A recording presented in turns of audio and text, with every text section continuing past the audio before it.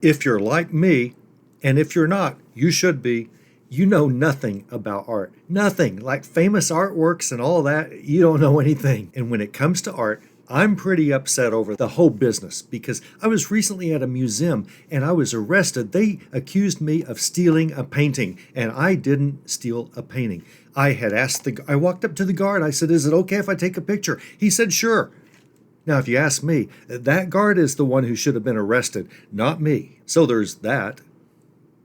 Most of my life, I really can't even spell art. I mean, that's how little I know.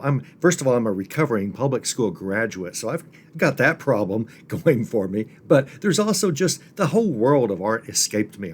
I knew nothing about it before I learned a few things about it just coincidentally before I started reselling, but not one thing I learned about art did anything for me on reselling. And let me start this off properly.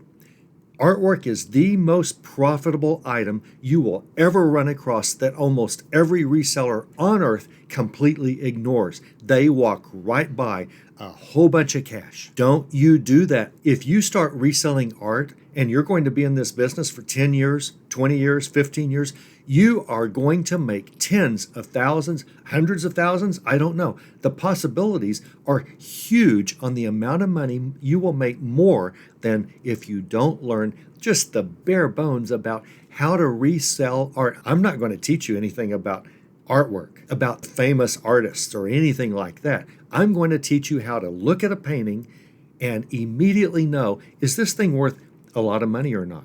Or is this thing worth some money or not? Guess what? Most places charge hardly anything for art. Garage sales, $1. Just take it. We want to get rid of this stuff. No one seems to want this stuff. Very few people. Once in a while, someone will walk in and want something for their house, but most of the time, artwork, paintings, things like that, it's hard to get rid of that stuff at sales. It's hard. Thrift stores, they've got them all lined up, on the ceiling and everything. It's just hard to get rid of that stuff. Most people don't buy it because they don't know anything about it. They don't want to know anything about it. You might be in the same boat as I was too. I didn't want to know anything about it. It was just a world that escaped me. Before you turn this off, let me promise you, you don't need to know a Degas from a Van Gogh. Or I think he says Van Gogh, something like that. They always add that stuff to their names. You don't have to be a Rembrandt. You have to learn a little bit of skills like Sherlock Holmes might learn. That's what I'm going to teach you in the next hour or two.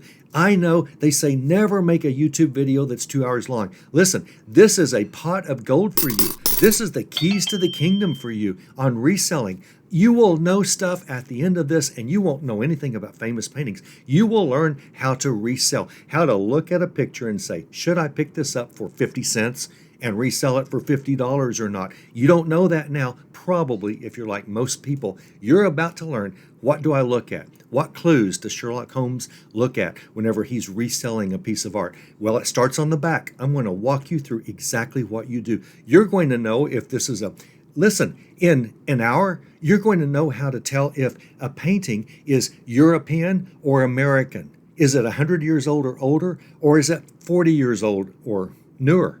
That's what you need to know to resell this stuff. You don't need to know anything about what artwork did Rembrandt paint. You just have to know how to look at a frame and a piece of art, then decide, is this worth reselling?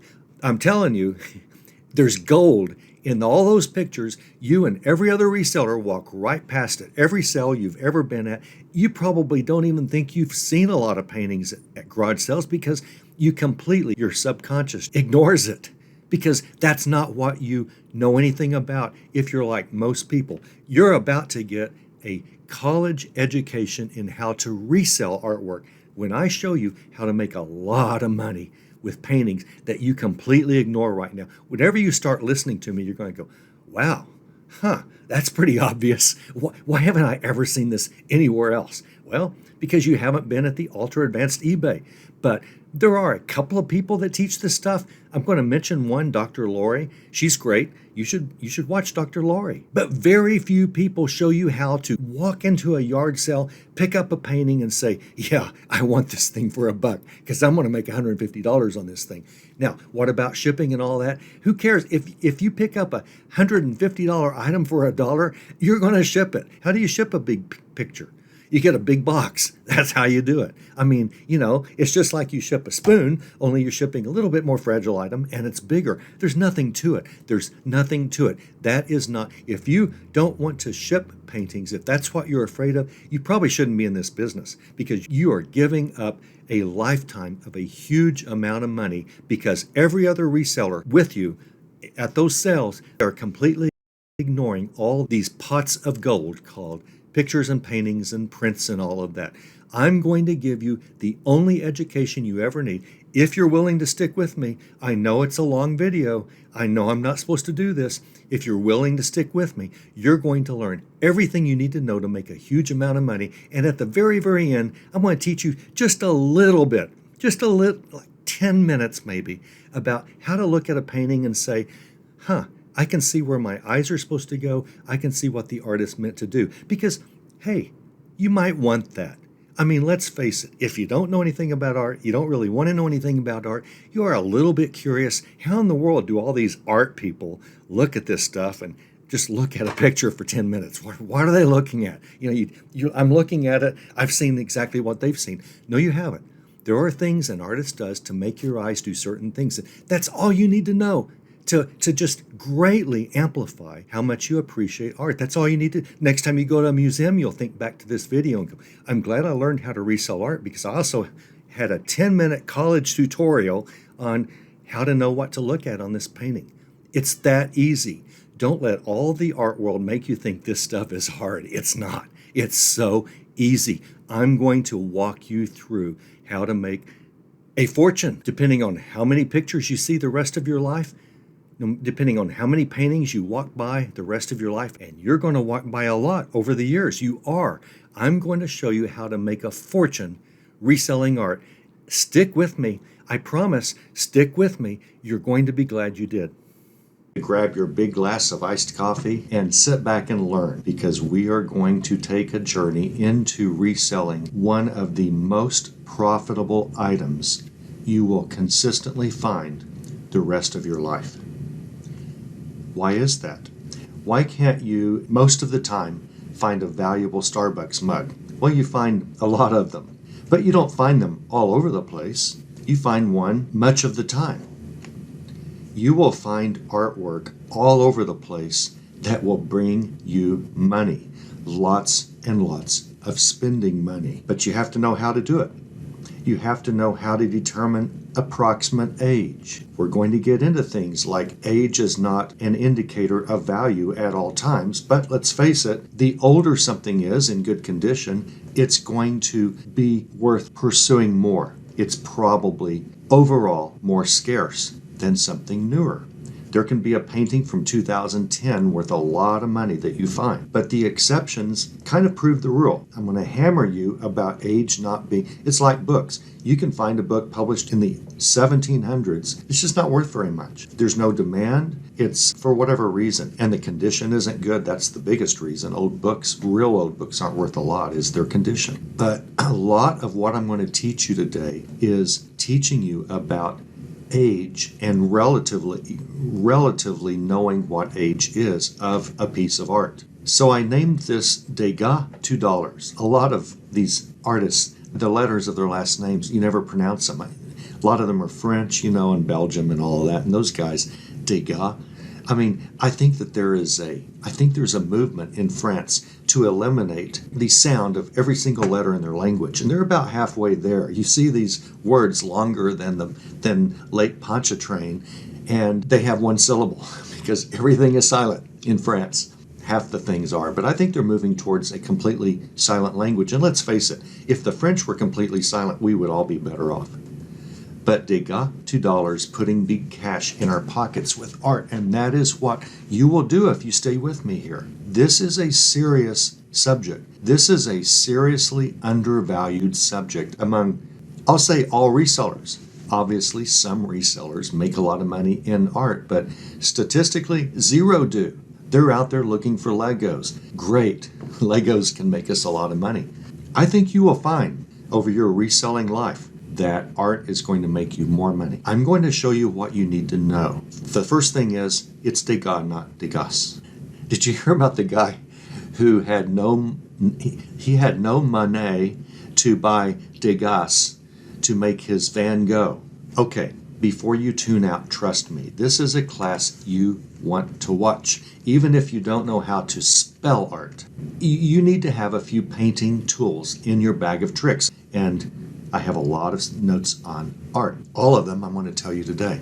When I spark something that sounds like, wow, that's a good tip, which will happen, a million times here today, you need to write that down. And then you need to organize them. Evernote or someplace, but you need to have notes for how to buy and sell. Now, I am going to give you a reseller's guide to art.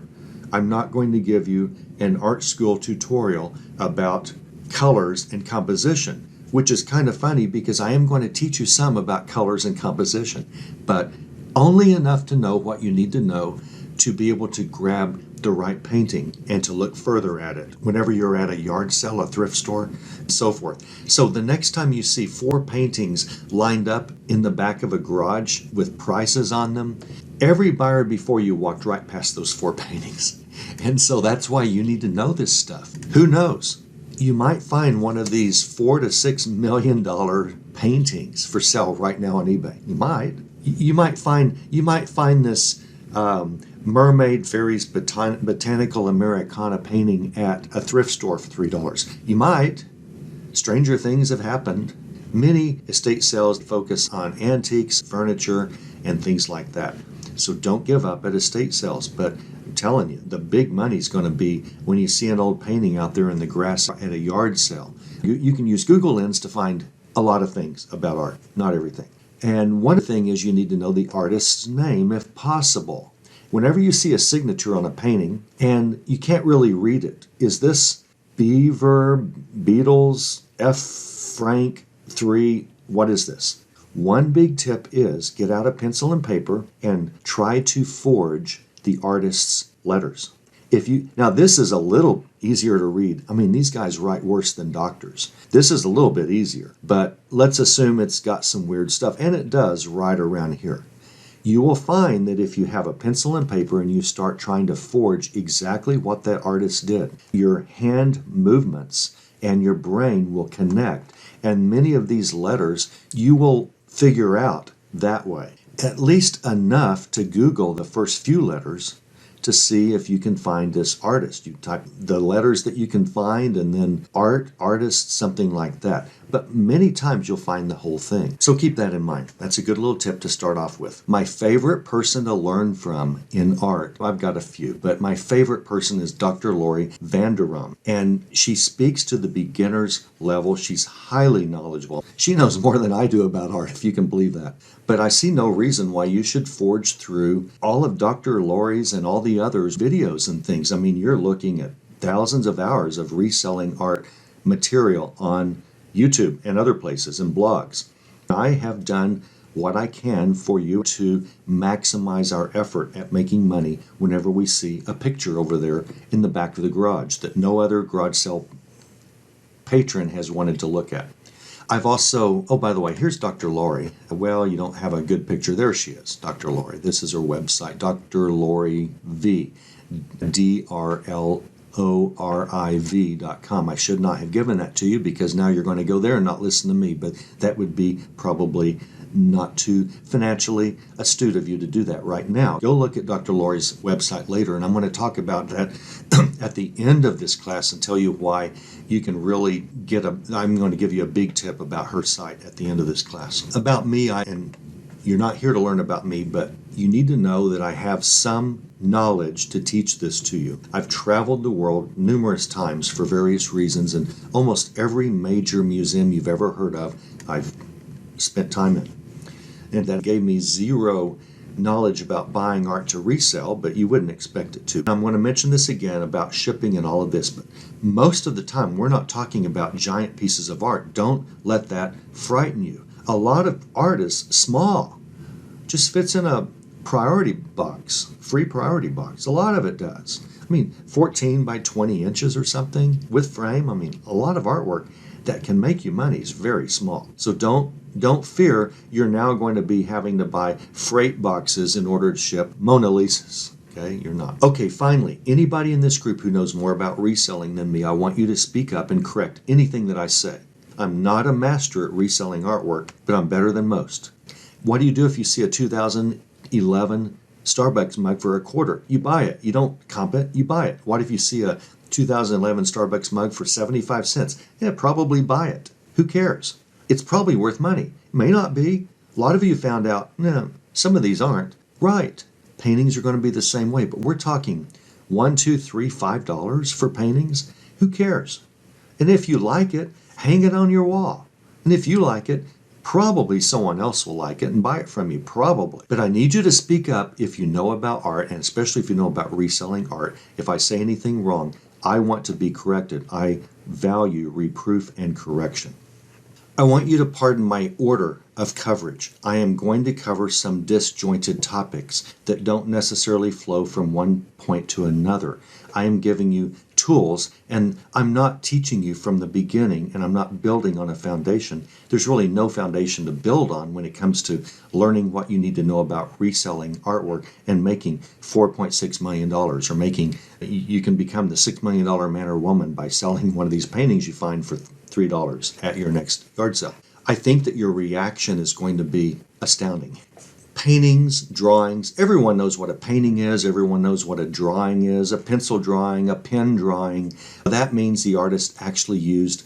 If you find a painting that the artist sells you directly, if you go to an artist's studio and buy one of his or her paintings, you know that artist actually touched that specific painting with a paintbrush and paint, and you're looking at an original piece of artwork. But there are prints also, prints. How do you know a print from a painting? Well, there are several ways. Prints are literally just printed off. They take a copy of the artist's canvas, however it's done, and prints have been around for a long time. Not like in the last 40 years. Prints have been around 100, far more. So whatever method they used to get a copy of that painting onto a print and run off several copies, that is what we call a print. Some kind of printing machine throughout the decades. And a print is a copy of the original piece of art. And think about that, because shockingly, this is really critical. I'm going to return to it. Valuing artwork is mostly just using common sense. You think you have to have all this knowledge, all this art school knowledge that most of you, admit it, don't want and don't care about. You think you have to have that. That's why you and all other resellers walk past. But that's not true. Almost all value of artwork is literally just common sense and educated guesses based on what you're learning. So how do you know if it's an original painting or a print of that painting? Let me ask you this. Remember I said it's all logical. Which is worth more, an original painting or one of the prints made from that original painting? Which is worth more? It's not a trick question. Obviously, the original painting is worth more, a lot more. That totally makes logical sense, right? What if only one print was ever made? Is the original worth more than the one single print? Yeah, it is. I guess there might be an exception out there somewhere, but yeah, the original is worth more even if only one print was ever made. What if the print was made in the 1880s and it's in mint condition, but the original is all torn up, is all moldy, has lots of cuts and damage, paint's flaking off all over the place, the canvas is damaged, it's got water damage, the frame is just awful, the original frame is just crumbling apart. Is the print in mint condition worth more than that original painting? Probably, right? Probably. An 1880 print and an 1880 original painting in horrible condition, but the print is in mint condition? Yeah, probably the print. In most cases, it could be a one-of-a-kind Monet, and the original could be worth more. And if it can be restored, which is expensive but might be worth it, then it could be brought up in some cases to be worth a lot of money, but it's just logical. So prints can certainly be worth some money, and I want you to consider them as well. You're going to see a lot of prints in places that you shop. Now, I don't know of any artwork where only one print was made, but I just used that example to convince you that you do have enough critical thinking skills to put a lot of this together once we're done and make some good judgments on whether or not you should buy a print to resell. It's not rocket science. The art world is not rocket science. Like lawyers, the art world wants you to think it's all highfalutin and you have to know all this stuff that you will never be able to learn. But that's just not true. It's not rocket science, it's art. And let's admit it, okay? A lot of people go into art because they can't do rocket science. They wouldn't have a clue, right? I mean, you've heard how to get an art major off your doorstep, right? You pay for the pizza. I just offended at least one member of our group. I think she'll see before we're done that I've got major respect for art. I really do. And I like it, and I'm trying to become an artist myself, but I still like to make fun of them. For the rest of you, all this art world stuff, you can process it just in the example that I just told you, even if you can't spell art, by thinking through, well, if the print is in great condition, if I have both a print and an original, which I doubt you'll ever have together, but if you did and the original's in bad shape, relatively speaking, that print's worth a lot more money. Prints, again, they can go back hundreds of years, right? So prints can have value. They're not modern inventions. An original can be worth 50 times what the print is, but the print can still be worth $1,000. So this is real money. Are you going to skip a print because it's just a copy, it's just a mimeograph, it's just a ditto machine of the painting? No, heaven forbid. Never skip anything. Always look at artwork. Remember, multiple prints are produced, but they can have value. Many artists will sign their prints. Let's look at one if I can find it. And it will generally be in the blank area below the print. So this artist has signed, may see somebody has signed this print. You almost know for sure that, well, you know for sure this is a print. I mean, it is. Almost maybe even from a poster, but even if this were on a canvas and in a nice frame, you know this is a print because of the artist's signatures down here. And we'll talk about this print run here in a second, but generally the artist will sign the actual painting when it's a painting. So below the canvas, if it's signed, it's almost always a print. That's a good clue. Sometimes the printer will sign a print as well as the artist. I mean, if the print is made after the artist dies, the signature could very well be the signature of the printer that made the print. That's a little tricky, but it happens. Sometimes you'll see two signatures, the artist's, and you'll see a second signature. That second signature on a print means that's the printer's signature. That can help you locate the value of this printing. So don't let two signatures throw you. Probably two artists didn't paint the painting, although that can happen, but it's ultra rare. Probably the second signature is the printer. The print run, this is called the print run right here. Fraction, numerator, denominator. A print run is critical. If you see a print run, a fraction like this, like 247 over 300, or as this one shows, 46 over 75. I really like a line through sevens. I do that. I think that's very wise. It's one of the few things Europeans do that I agree with. This is a limited edition numbered print run. It's limited. Only 75 prints were made. So let me ask you, if 7,500 prints were made, would each print be worth more or less than if only 75 are made? Duh, it's logical. So the lower the number here, the lower the denominator is, numerator, denominator. The lower the denominator, the more valuable this is relative to if this number were much larger. And the same is true with the numerator. The lower it is over the denominator, the more valuable this is, relatively speaking. So if you had number 3, if you had a single digit, both of the pencil drawings I'm selling right now have single digits in the numerator. If you have a single, even if this were 7,500, if you have 4, 5, 6, 7 in this numerator, that's going to make that print worth a lot more, even if there are 7,500 of the prints that were made and floating around somewhere. So all of these, this number allows you to make some decisions pretty early about possible value, and that's important. This is a silk screen. It's an Andy Warhol silk screen print, and Warhol did a lot of silk screen printings.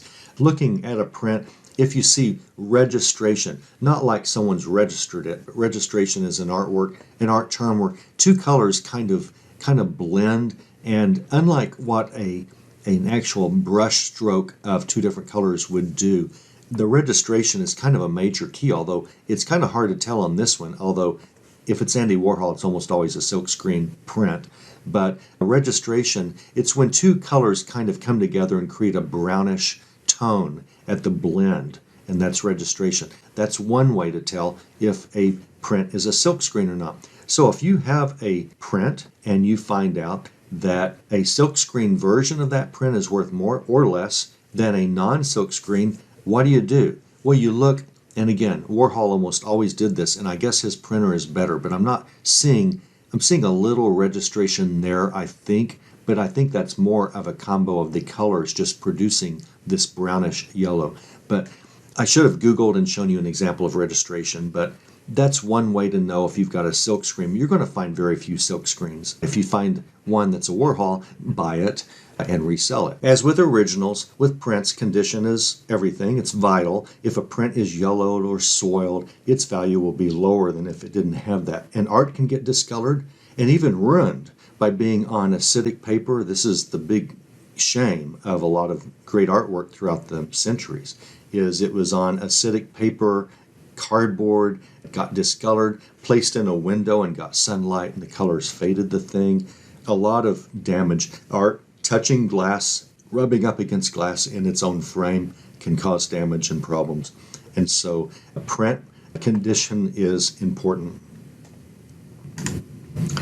Have you ever wondered why some artwork, or a lot of artwork these days, has a mat around the picture? You've got the frame, and then you have this, what we call a mat. You have a cloth of some kind, or another type of canvas, or some sort of mat around the frame. Sometimes it's just a very thin piece of non-acidic cardboard-like material. The modern art store, modern places will not put an acidic mat over any painting. They wouldn't stock them. They wouldn't want the liability. Plus, they don't want to do that. Why do you think we have a mat around so many paintings? If your answer is, it looks better to have kind of that extra border, that is true, but that's not why they do it. They would probably do it for aesthetics, but that's not the reason. The reason a mat is almost always around a picture now, under glass, is to keep the painting from touching the glass. Isn't that interesting? It's functional. A mat is functional. That makes sense. That's logical.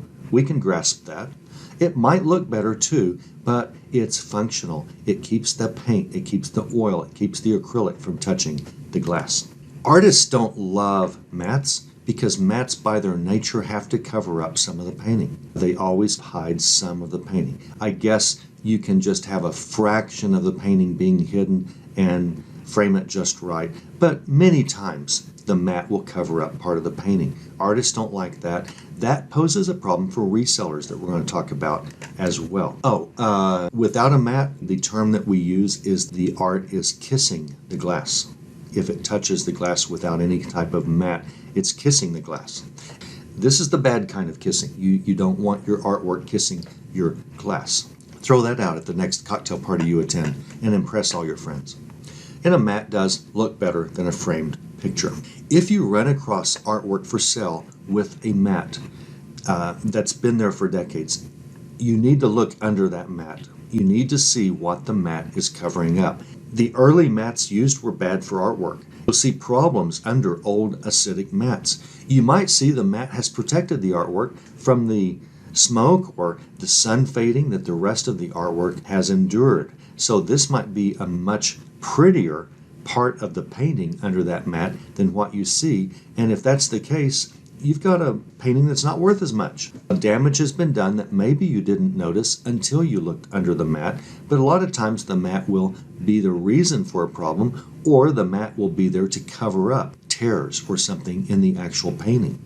You need to know that if you resell. A professionally framed piece in the last 50, 70 years shouldn't have this problem. But if it was damaged to begin with and someone back in 1955 took it to a professional framer and there was already damage due to a mat, that framer is not going to restore that painting, and so they're just going to put another mat that will not continue the damage, but it's still hiding damage. So what do you do at a yard sale? Do you take the frame apart and look under the mat? No, you don't do that. You look at all the clues and you look at the piece of art and you look at the signature and you do a little research on your phone if you want, but if it's cheap enough and the frame is nice as I'm about to explain to you, then buy the thing. If you like the picture, buy it.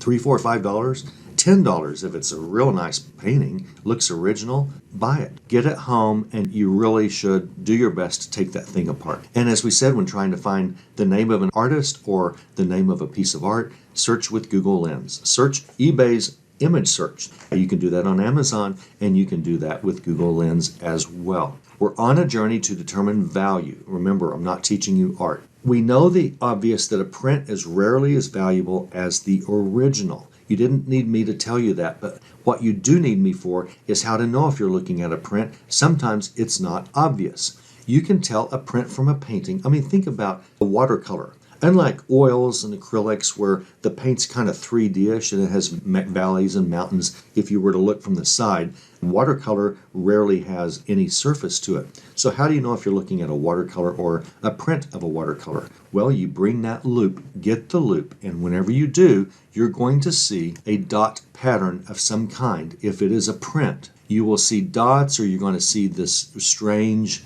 surface area. Even older printers from 100 years ago cannot make that look like brushstrokes whenever you look at it up close, especially printers from 100 years ago. But even modern ones, they can't hide from your loupe. So this is a fast way to tell if you're looking at a print. What if it's a pencil illustration? How do you know if it's a print? What if it's a pen illustration? How do you know if it's a print or an original pen drawing? You use your loupe. You'll see the dots. If it's a print, you will see the dots. The following is going to worry you. Some prints have been worked on to try to fool you into thinking you've got a painting. What they do is they will take nail polish and they cover the valleys and the mountains of the painting of where the original oil would have surfaced and felt 3D, and they will nail polish that sucker, and that nail polish masks these dots a lot of times. They better be good because they don't usually hit all surfaces perfectly. You can almost always find the dots, but the good ones you won't. There are prints that have been designed to fool you. This is not a forgery. It's not illegal. It's not really frowned upon. It's a way to make the print look more natural. But they're not going to just put in big letters that's what they've done. And as a reseller, you need to be aware of this possibility that a print can appear and you won't see this dot type of formation underneath if it's been covered with clear nail polish, that type of material. What do? I mean, putting fingernail-like nail polish over a print, well, it's called creating an oleograph. An oleograph. That's what we're looking at whenever you have fingernail brushed prints. And oleograph translates literally to fake or faux painting. Fake painting. In the name, it's a fake painting. It still isn't frowned upon. It's not illegal. It's okay.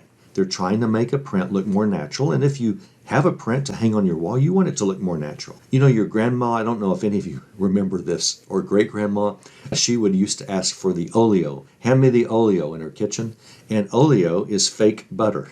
Long before margarine and that other stuff, she'd call it oleo. And once health-damaging margarine was invented, she would still call that stuff, I can't believe it's butter. Hand me the oleo. At least mine would. Don't eat that stuff. Eat real butter. These oleographs resemble oil paintings in style, and they can still be valuable, but they're definitely prints, so you need to know. Now, feeling one might make you think it's a painting. Feel it, you'll think it's a painting. If you kind of look sideways and kind of look with your loupe, you might see the surfaces even under the glass. You might think that's a painting. But an oleo's raises. An oleo does show surfacing, and you can feel it if you're touching the painting, which you shouldn't be touching paintings. Wear really thin gloves, okay? But not directly, not the painted canvas. But you can feel the valleys and gullies of an oleograph, but they will be very consistent. If you feel the valleys and gullies of the original of an oleograph, it's going to be like mountainous ranges with some small mountains, some large mountains, some low gullies, some not so low gullies. So this is a way you can tell an oleograph by feeling it or by looking at it from the side, if at all possible, in that the surfaces will be very consistent. A painting, the surfaces, the 3D from the edge or feeling it will not be consistent at all. So that's another way. Consistent raised paint layers indicate you've got an oleograph and not an oil or an acrylic. Oils are generally worth more, all things being equal, so we need tools to help us identify. But I've just given that to you. So now, do you fear finding an oleograph? You go, okay, I got it. I'll have my loop, and I'll always know if I'm looking at a print of a watercolor or an oil or the original. I'll know just because I've got my loop. No, you won't. It might be an oleograph. You may not see the dots, so there's another way. Well, what about those oleographs that I can't take out of the frame at the sale? Well, try to look at it from the side. Try to get an idea as in an oleograph. A lot of acrylics, you can see the valleys, but you may not be able to. But if it's $3, $5 and it looks good, if the print is worth something, buy the thing. Take it home and then find out if you've got an oleograph. So, do you fear buying art now because you might get an oleograph? I've just told you how to almost assure you never buy an oleograph unless you want one. Some of them are very valuable. So you might want an oleograph. You might say, darn, it's not the original. It's an oleograph only worth $340. That's okay. You might think, now I don't know anything.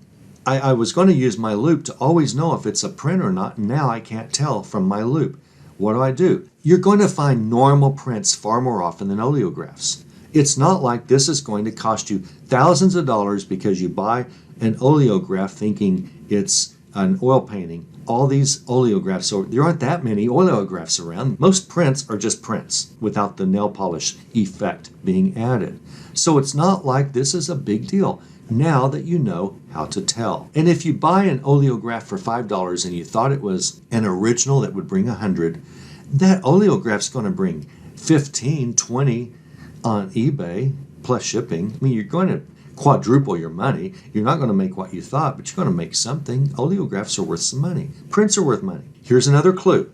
Oil paintings can and often do lose flakes of paint from the canvas over the years. You can see tiny spots where the paint used to be here and there, but it's no longer there. This is a sure sign. Now, it's horrible when it's a beautiful, valuable painting that you've lost some flakes, little dots of oil or acrylic. It's terrible, but it's verification that it might be a valuable painting and not an oleograph and not a print. So when you see tiny bits of oil flaked off, it's a sign of value. Oleographs don't lose paint. An oleograph will never have little tiny flakes flaked off because they have no paint to lose.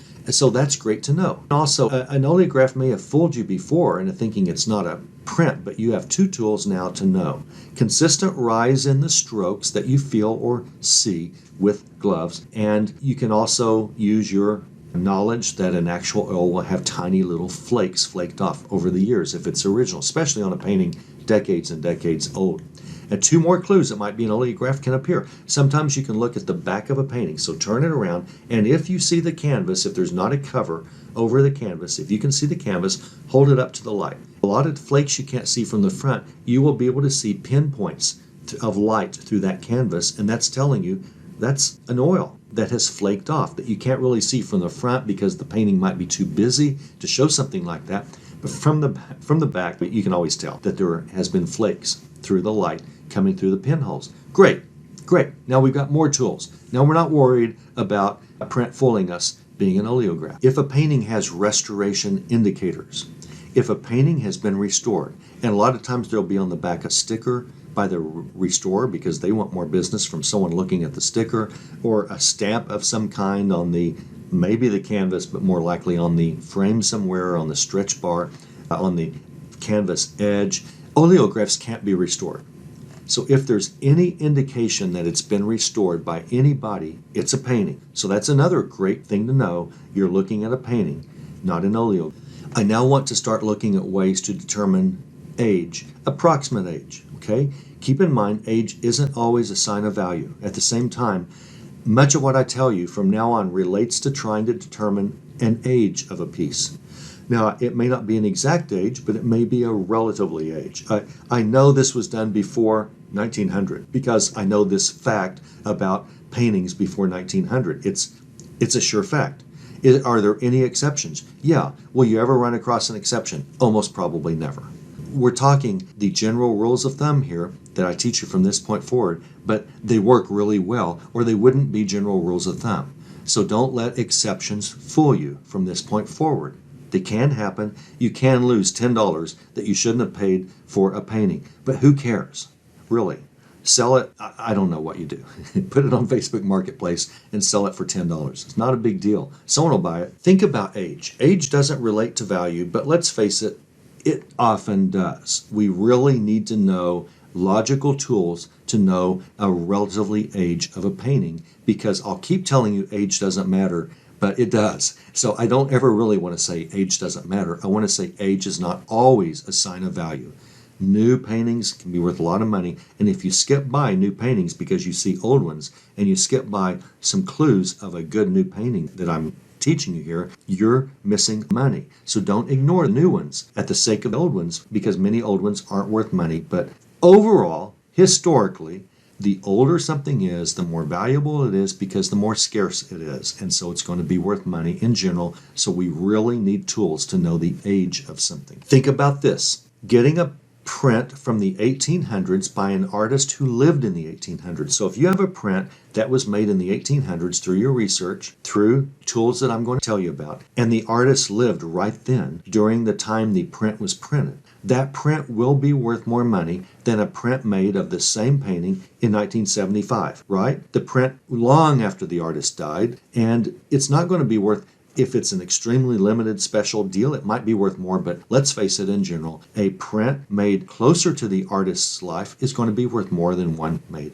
later. The first thing you do when you start sourcing and realizing is this old or new is the actual age of the canvas and frame that we're looking at. And I assure you that whenever I look at a possible painting to buy, I might see one that I like. The first thing I will do is grab it and turn it over. I don't look at the paint. I don't look for prints. I turn it over.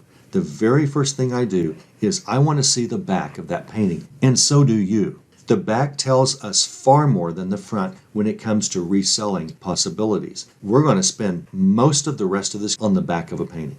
First of all, know that a picture's value always includes the frame. The frames have value. Some frames are worth more than the painting inside them. And some paintings are damaged by bad frames made before knowledge of frames came about. Or someone has an old frame in their garage that their grandmother had, and they like the look of the old frame, so they take a nicely framed picture and put it in the old frame, and that old frame starts damaging the painting. Frames are good and bad, but they definitely always play an important role. You can't separate the frame from the painting. You literally can, but when you're buying this thing and considering it, you have to be analyzing that frame on the possibilities of what the frame indicates, what the frame tells you, and how you need to go about the frame and considering the frame. It's difficult to be a full expert on frames. There's a lot to them over the hundreds of years of art, a lot to frames. But frames that look elegant, they're gilded, gold gilded, they're hand carved. They're the ones more likely to be worth a lot of money. Here's one that's very nice, very elegant, but it needs restoration. It's got some problems. I probably should have picked one that didn't have a few problems, but it lets us talk about a little bit about restoration. So is this frame worth being restored? It very likely could be. This could be an ultra valuable frame. And remember, we're not looking at the back of it, so I can't tell you much about this frame. I only know a lot about frames, and so will you, from the back. But from the front, my gut feeling is this is a valuable frame. I don't know, but if it were restored, and I don't know how much that would cost, but if you had this frame and it didn't have the damage, there's no doubt it would add $250 to anything that's inside. Probably more. I mean, this thing could be a 1700s frame. I don't know. I can't see the back. This frame could be European. I don't know. I can't see the back. But frames are highly valuable. And a lot of times, you just look at a frame knowing nothing about art, possibly, knowing nothing about frames, and you go, well, now that's a nice frame. Or that's a vintage frame that really took a lot of work to create. So frames can be valuable. Their ornateness and so forth, they will add to the value of any painting you buy or take away. If the frame reminds you of the 1970s, sort of silver-edged, it may or it may not be a matte, but it's got all that silver-edged stuff. Who was the guy? Paper Airplane, Peter Max, I think. All this stuff, silver, and reminds you of awful 1970s architecture in the United Kingdom if you've ever been to London. Just ugly silver garbage glass stuff. It's probably from the 1970s. I mean, that's the only decade anyone ever did something like that. And if it looks like the 1970s, it is the 1970s, and you're lucky if it brings you an extra $25 for the frame. Usually they don't. Can a 1970s frame be worth $200? Yeah, of course, but we're talking about what most of them are in order to quickly make money on this business. Again, we're at the back. On the back, the canvas that the artist painted on is an indicator of age. Now this might be wood here. The picture's kind of blurry, but I'm just going to act like this is a canvas, okay? I do think that's masonite, or not masonite. It's probably a piece of wood. It certainly isn't cardboard. That cardboard wasn't used back then with these frames, but we're just going to assume this is a lighter canvas. Now on the front, it might be very dark paint, but paint doesn't come through a canvas like that. So a canvas from the back that's lighter is always newer than a canvas that is dark. That's an indicator of age. The darker the canvas, the older it is. And if the back of the painting is really dark, like this one on the left, if this is a canvas, it's probably 1800s. Okay, it's probably not into the 1900s. So that's good or bad, but it's probably more good than bad, right? You've just aged. You've just done step one of figuring out how old this painting is. You turned it over, and if the canvas is very dark, then it's before 1900. Can you find a dark canvas from 1905? Yeah, but forget about that. You generally won't. If it's lighter and more uniform, it's 1900s. If the canvas is creamy white, like the one on the right, or let me see if I have another version. I don't. I had one way back here somewhere. Hang on just a second. If the canvas is creamy, light creamy in the back of the canvas itself is white, and it looks like it's been stamped out, it looks like, even if you've never been to Hobby Lobby, this kind of looks like it's a canvas that Hobby Lobby would sell today, right? I mean, something just tells you this. You don't want to guess at this stuff, but it's just logical. This looks like something modern day.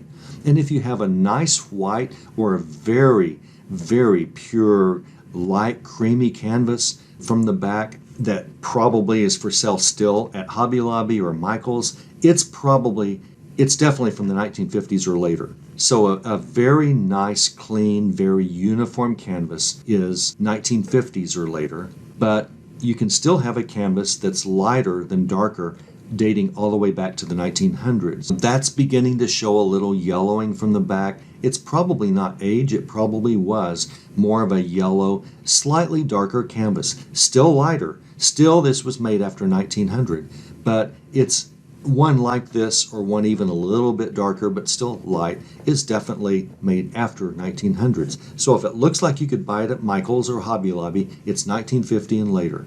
If it still looks pretty light and creamy, unlike all of the dark ones you're going to see on old paintings, it's from the 1900s forward. If a painting has a lot of yellowing, this one has been half restored to demonstrate the effect of how bad yellowing can be. It has been in a smoker's house a long time. Just like smoke infiltrates paint on the walls, it infiltrates any painting in the room, and painting will absorb that smoke over the years. Sometimes you will see the mat hiding the yellowing, and you take it out of the mat to inspect the painting before you sell it, and you realize you've got a problem. It's been owned by a smoker. Sometimes you can tell just by looking. Often you can. But sometimes the smoke is not this obvious until you take it out of the mat and look under the mat and see the huge difference between non-smoky and smoky. A piece like this can still be relatively a modern piece of artwork, okay? It doesn't have to have been in smokehouse for 50 years. The problem with them is at first glance, just from the yellowing, it's going to look older than it is. It will fool you, especially if you don't turn over and start analyzing the frame. But you've got to look at the front of a picture just to initially realize I should grab that and look further. And you're going to see this and possibly think it's older than it is, simply because of the damage from the smoke. That's why we want to look at the canvas. Is the canvas very light, very nice, creamy light? Well, then it's from the 1950s and older. This painting is not as old as it first makes us think. A modern frame can give us a clue that it's newer when it might be a reframed painting. So we've got all this to go on, but in this case, the back of the canvas tells us it's probably older, even if the modern frame makes it look newer. Combine all of this. Should you clean a dirty painting? Don't be overzealous. Usually you don't need to clean them. It's risky. You don't know how to do it. I mean, let's face it, there are YouTube videos on how to do it. Don't.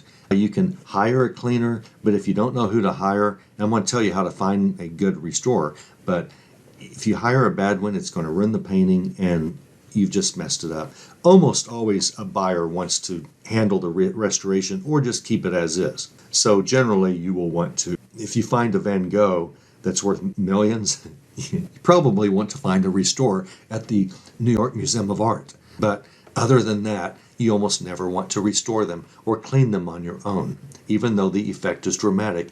Most of you don't know enough to do that. Most of you don't want to do it. Finding a person. What if a painting you deem is worth restoration? How on earth can you, I know nothing about art person, I can't even spell art. How do I find someone I can trust to restore a painting?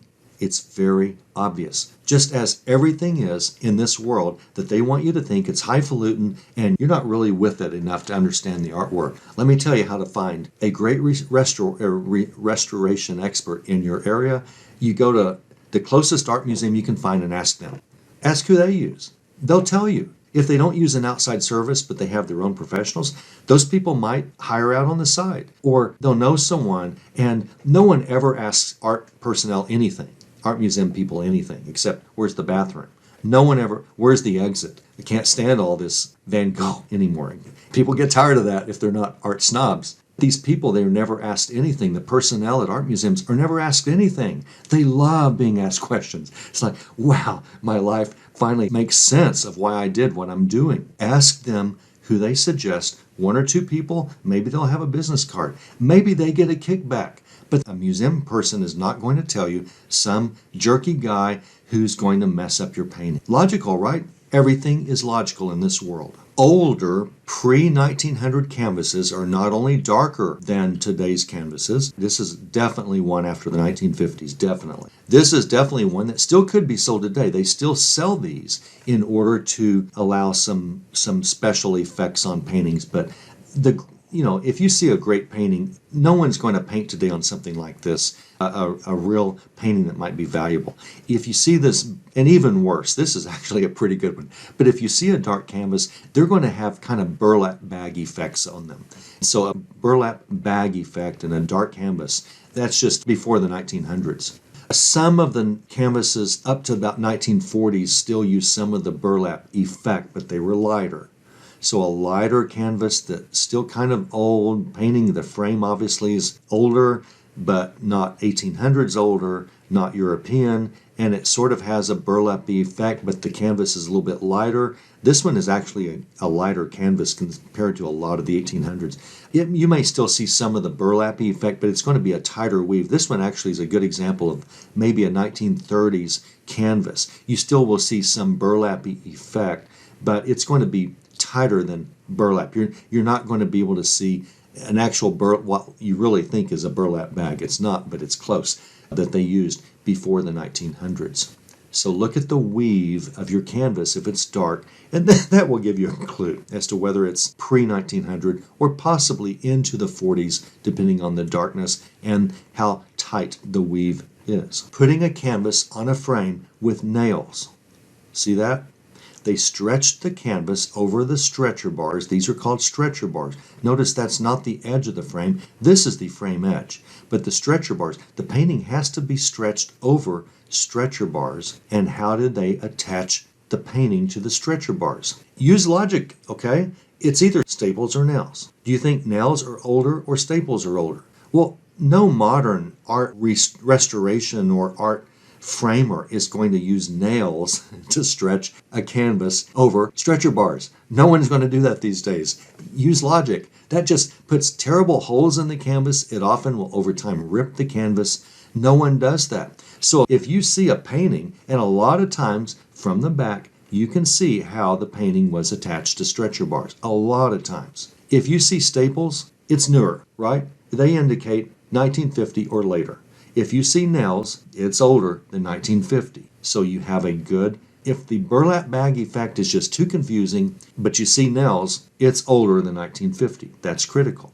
If you see staples, but you see nail holes here and there, I'm not sure that those are probably nails, but I'm just saying, assume those are nail holes. Assume all of these are nail holes, but you see staples in the stretcher bar. Staples have been used. Well, that painting was restretched after 1950 onto the same stretcher bar and frame that it was given to this person to do.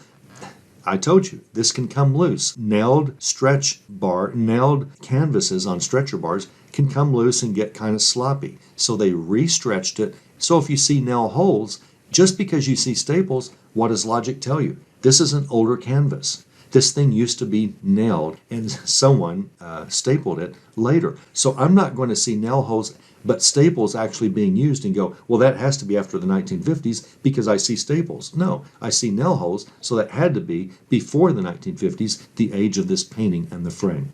The wood on the frame matters. Again, elaborate frames are almost always better than non-elaborate frames. As with canvases, often, but not always. Don't let that not always worry you. Often, darker wood on a frame means the older the frame is. Lighter wood means the frame is newer, relatively speaking. But if you think you have an old painting, if you see an old painting from the front, turn it over, start looking at the canvas. If it's covered by a board or paper or something, look at the frame. Look at both if you can, and the darker the frame, the older that frame is. From the back, this frame has dark wood. We cannot look at the canvas without taking the frame apart at the garage sale, and we're not doing that. Sadly, I'd like to. But this frame has dark wood. Now, some of this might be from varnish, maybe, but it's an old frame. You can't just look at wear and rubs and damage like that and scratches because new pictures can be really beat up depending on how they've been treated. This frame is dark wood. So this frame is going to be much older than many of the newer. It's going to be older than newer. Once you get it home, you want to consider things like this. A piece of wood covering, which I'll tell you about in a minute, the type of stretcher bars, nails versus staple, is it mitered or butt up, things like that I will show you. But for right now, yeah, this is an old frame. It's an old frame, which indicates this is an old picture. This frame is lighter wood, and forget the fact it's obviously modern, but they made mitered frames in 1902, but you just know this is modern, right, just by looking at the picture. But forget that. Just this coloring of this frame, this doesn't really look as modern as this stretcher bar does. This is still, it's got a little darkness, got a little problems, but smudges, but this is definitely a modern frame, right? It's obvious this is newer than this frame because this frame is darker. Newer pictures almost always use lighter wood. Okay, if something looks a little different, I don't know how much the angle and everything changed, but I left you just now to go garage sailing. A frame's keys, that's these wedges you will see lodged into some frame corners on the inside between the canvas and the stretcher bar, for example.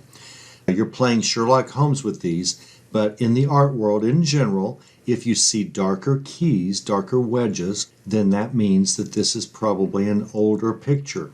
I think this one is misleading, but we can use logic. It looks like these are nicely cut with a smooth cut. It looks like these are darker keys than many of the lighter ones that you see at Hobby Lobby, but it looks like this is more modern cut wood, more precisely cut than the older wood around the stretcher bar. So it's my guess we cannot tell much from these keys. They look newer than this wood, and they've obviously been added, I believe, decades after this stretcher bar here was built.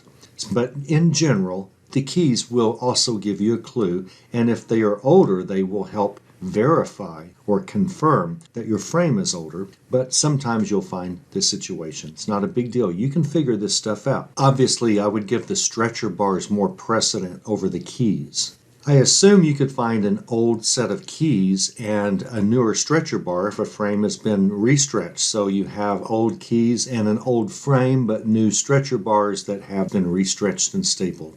So these combinations can happen many times. Your frame, your stretcher bars, your keys if they exist, the canvas, many times they all just agree with each other. They all just affirm each other. But all of these exceptions are minor and will happen, but not so much so, and just keep your senses about you to realize that sometimes we'll find a weird combination. This is sort of strange in that this frame is old, the keys are newer. I don't know if these are real new, but they look like they've been made in our lifetimes, probably much sooner than that.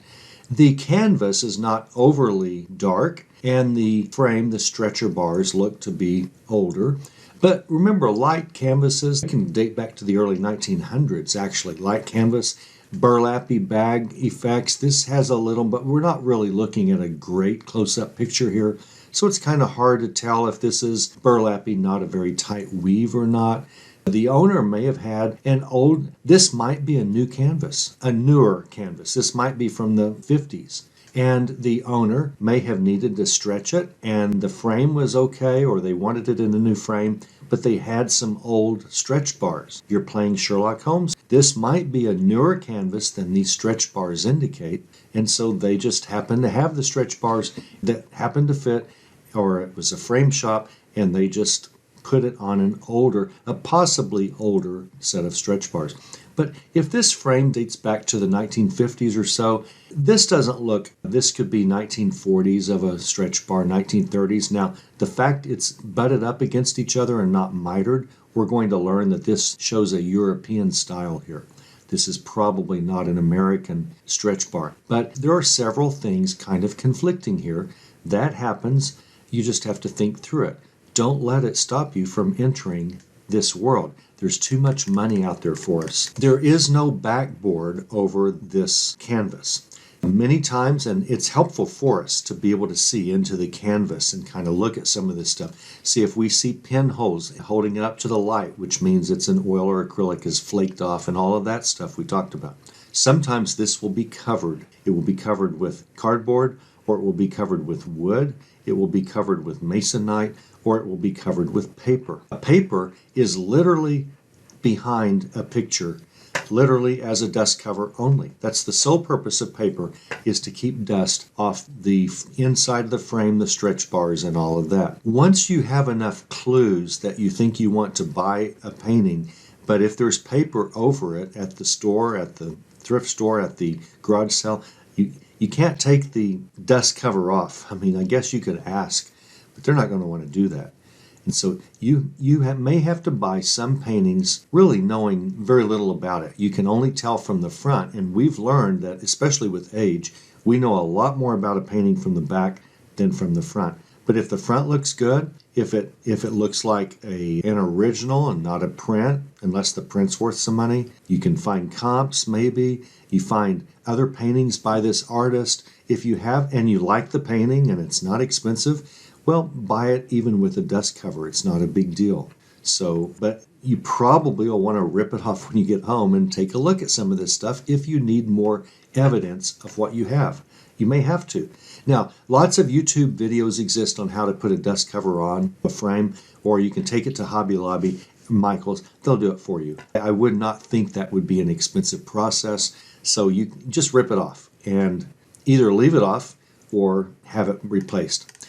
Old paintings that someone hires to be professionally preserved by a restorator, by a pro, might be ones you see with light brown paper as a dust cover. But sometimes in the dust cover that's only there to keep dust off, you're going to see a hole in that dust cover. And it could be a dime-sized, it could be the size of a small drinking cup, a Dixie cup, the bottom of a Dixie cup. It could be that large, and you're going, why would they leave this hole here in this dust cover? This kind of defeats the purpose of my dust cover. But that hole is good, and any professional will leave some sort of a hole system in the paper dust cover. Hobby Lobby doesn't always do this. But paintings, especially older ones, especially real paintings, they need to breathe. That hole is there to help the painting survive longer. If I saw something like this at a yard sale or at a thrift store, I would ask if I could pull this paper out a little bit or pull it back in order to analyze the frame. You could say the truth. You want to look and see if there are any cracks in the stretcher bar, things like that. You're also looking for signs of authentication of its being old and all of that. No doubt it will be based on what we see here, but we're looking at probably definitely 1950s, 1940s maybe. Just a gut feeling here, but until we pull it back, we won't know for certain. So I would ask on a situation like this, can I go ahead and pull it back? But on a full paper backed dust cover, nicely done, even if it's older, if it's still well sealed, of course, I wouldn't ask to do that. If you see a full wood frame like a backboard, this is called a backboard that hides or protects the canvas. Notice this is an old frame. These are stretch boards here. This is not a frame, remember. Notice the canvas is stretched over these four boards.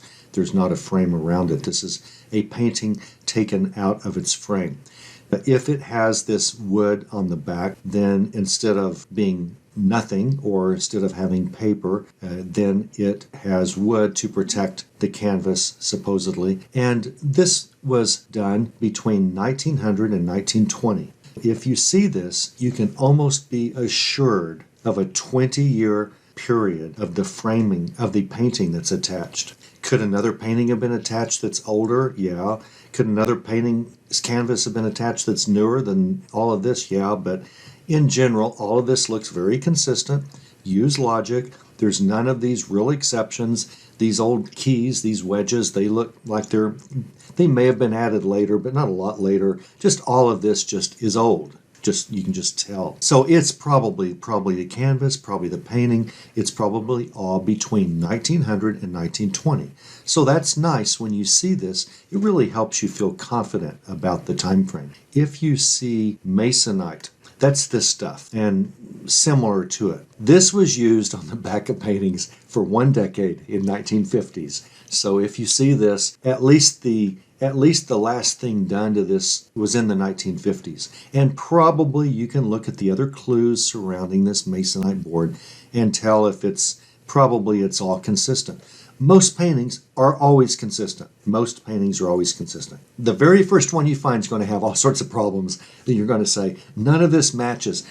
Yeah, it happens, but if your very first one is all sorts of inconsistencies with age and you don't know what to do, well, that means the odds of getting another one soon are long behind you. So enjoy it. Don't worry about it. So 1950 to 1959 or so, that's when they used this garbage. Look at the stretcher bars. The stretcher bars are here. Notice the frame, the outer frame is here. There's an inner frame here, and there are stretcher bars right here. We know that because we can see the painting. What a junky looking setup, right? I mean, this whole thing needs to be redone if the picture warrants it. But the inner stretcher bars here are what we're concerned with. And if they are mitered, okay, if they're mitered and they're not lighter wood, okay, this is obviously old. The canvas, relatively, we could say, well, that looks a little lighter. But in general, this is an old canvas. I mean, it is. It's from the 1900s. You know, it's light enough. It's not the dark, burlappy stuff. Although it's probably, if we looked at it, a high-res picture, we could probably tell that it doesn't have real tight weave. This wasn't bought at Michael's yesterday. But this is an older frame, 1900s forward, because the canvas is light enough to let us know it's not pre-1900s. Remember, that's the cutoff of dark canvases versus light in general. But what we're looking at are these mitered corners. Now, today's frames and stretch bars, the corners would be much nicer, more accurately mitered, but we know that this is old, dating back to the 1900s based on the fact that this is lighter and not before 1900, and everything else just feels old. The wood is dark and all of that. This is all pre-1950s for certain, and probably closer to 1900s. But if the stretcher bars are mitered, that means they are American. That means this was stretched in America. Was the painting done in America? This one probably was, but we don't really know. And a European canvas could have been brought to America and restretched. But most paintings are consistent. So you rarely will find that. No, actually, the situation I just said, you might find it. People go to Europe. People went to Europe on cruise ships, steamliners back in the late 1800s, and they might bring home canvases and have them stretched for their home. But in general, this was definitely stretched and framed in America because of this. If you see these butted up, non-mitered, non-diagonal corners of a stretch bar, that means this was framed, this was stretched in Europe. Could it have been some non-European, non-American country? Yeah, but most of the paintings you're going to find are from Europe. I mean, most of them are. Home of the Renaissance. So this is definitely a Euro frame, probably painted in Europe, the canvas, almost, no doubt. It's nice to have this. It looks like it was, okay, prepaid. This is probably a customs stamp, an old custom stamp. Boy, it's too bad. Hope it didn't harm the picture by them doing this. Okay, Euro stretch bars can also have this H pattern. Possibly American stretch bars here and there had some H's. Some of the modern ones, you can go to Michael's and probably find a stretch bar setup that is the H pattern. But in general, these older pictures in America, they didn't generally do that. They would miter these corners for stretch bars, and you wouldn't see as many H frames. But this is common. The painting's not stretched over the center bar, but they felt, and it probably did, added some stability to this stretcher bar, especially without mitered corners, because mitered corners are going to be more stable than these that butt up against each other that can be knocked here and there. Sure, mitered corners can come loose too, but in general, this frame did help solidify the stretcher bars. And this is often on these older frames. A lot of this might be varnish, but this is dark wood. It just has the feeling of everything being old and Euro. Now, the frame might be mitered from Europe, but we're looking at stretch bars, and this was definitely stretched in Europe. Almost for sure. It's just, you're just playing Sherlock Holmes and playing the odds. We can glean some things from this, put together some of our knowledge. It appears older. The stretch bars make us think non-American. We can't see the back of the canvas. We can see a little bit of it. No, we can't. We might be able to see a little bit. This is not canvas up here. This looks like maybe there was paper at some point, maybe. I don't know why, because they have this wood back, but I don't know what that is. But this is definitely just, it's all pretty consistent, right? It appears older. The stretcher bars tell us non-American, almost for sure. It has an old back. Was probably brought to America at some point from overseas. If you find a painting like this with overseas stretch bars, great. This thing is definitely older and international, so might be more valuable. Okay, on this one, I should have picked a different picture, but I know why I did this, and now that I'm looking at it, why in the world did I do it this way? I want to tell you that if you see cardboard backboards, now remember the backboard covers the back of the canvas. The backboard acts as a dust cover and a protector. They were worried, they used this wood, early 1900s, someone would be carrying a painting and they punched through it with their arm or something. I don't know. I guess that was common back then. If you see cardboard as a backboard, not wood and not paper, but if you see cardboard, then tear it off. It's never good. Even if the cardboard's not really touching much, it can be acidic enough and it can cause problems. I think that's what caused this problem, is there is a backboard. I stand corrected. Almost for sure this mat is an early use of cardboard, I think. And it is acidic and garbage and ruins everything. There's no doubt this picture is ruined in this area, is damaged. I suppose this could be water damage, but I don't think it is. It could be. I mean, it's odd that we don't see that same style of damage everywhere, but I just want you to use your imagination. This is the type of thing that happens to a painting if you have a cardboard backboard, and that was used a lot and still is. Now, usually it'll be on real cheap pictures, just real cheap picture frames that you get, at Walmart, and you pull up these little staples and you slide this cardboard in, put it back.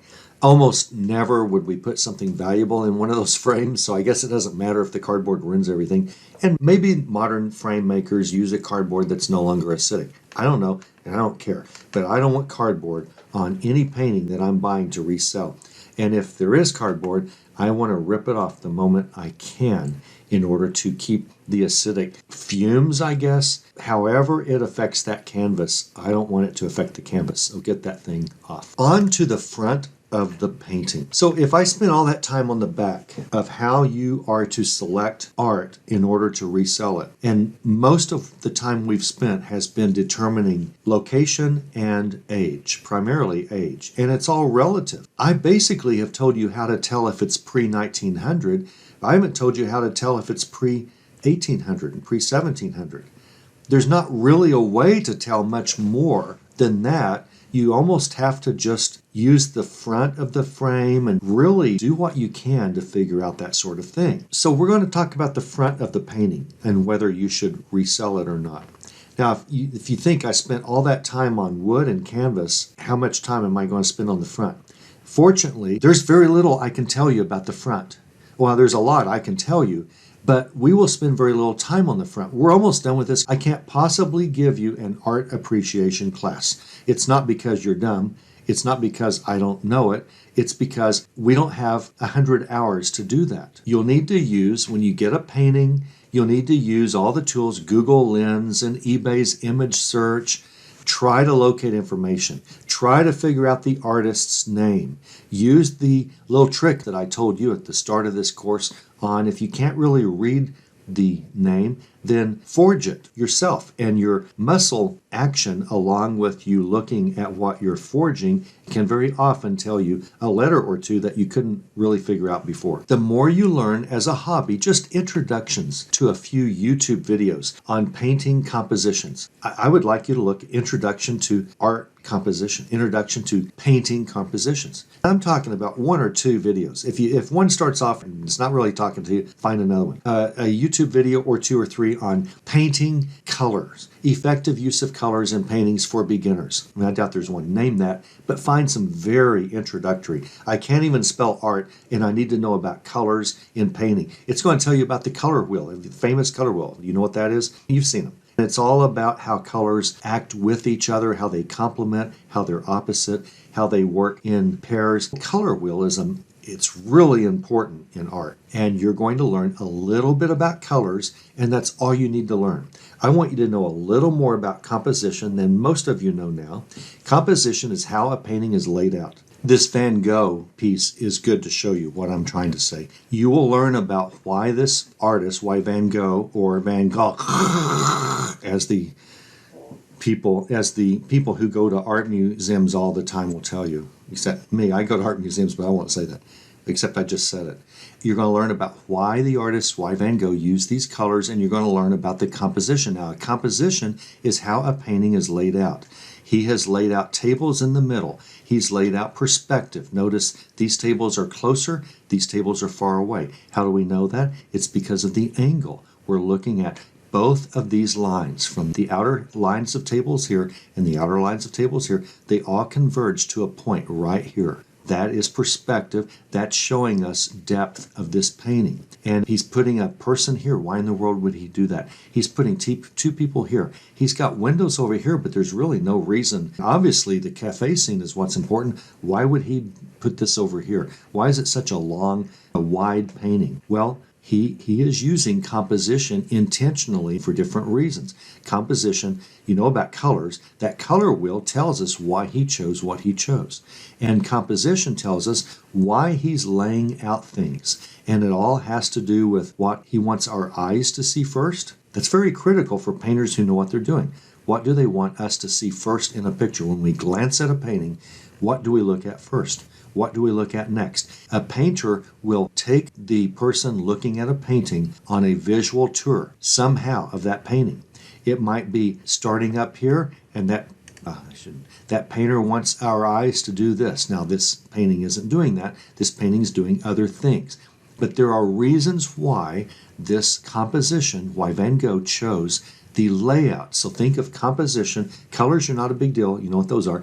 Composition is how an artist lays out items on his or her canvas, whether it's pencil drawing, pen drawing, painting, or whatever. I want you to watch two that speak. You might have to go through three before you get two that are good.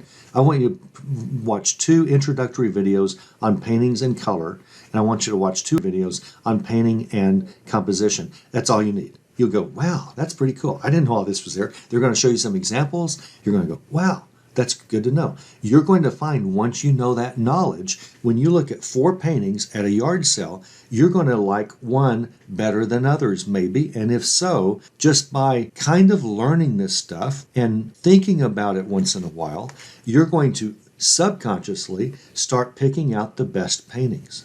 You're going to subconsciously realize this person's color, this artist knew what she was doing. Great color. you're going to say, that artist knew what he was doing, the way he laid out and makes our eyes do this and then that.